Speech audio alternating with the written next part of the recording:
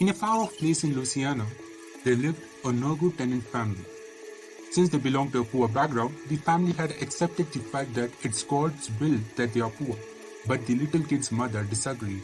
She would usually say her kid that we shouldn't be poor, and don't ever let me hear you say that it's God's will that we are poor. We are poor not because of God, we are poor because your father has never developed a desire to become rich. No one in our family has ever developed a desire to do anything else. No one had developed a desire to be wealthy.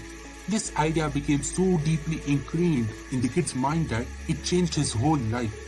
He began to want to be rich. He kept his mind on the things he did want and off the things he did not want. The kid started to work in his early age, as the other kids do.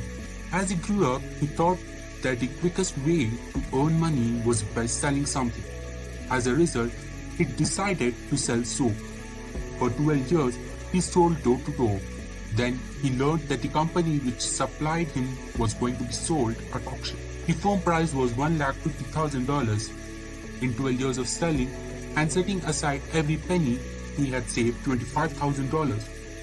It was agreed that he would deposit his $25,000 and obtain the balance of $125,000 within a 10-day period.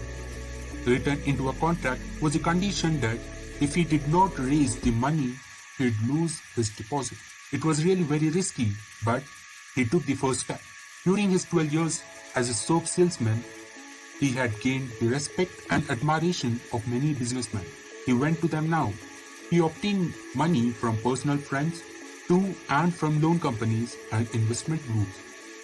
On the eve of the 10th day, he had raised $115,000. He was $10,000 short. He had exhausted every source of credit he knew. He recalls it was late at night. In the darkness of his room, he knelt down and prayed. He asked God to lend him to a person who would let him save $10,000 in time. He would drive down 61st Street until he saw the first light in a business establishment. He asked God to make the light a sign indicating his answer. It was 11 o'clock at night when he drove down Chicago's 61st Street.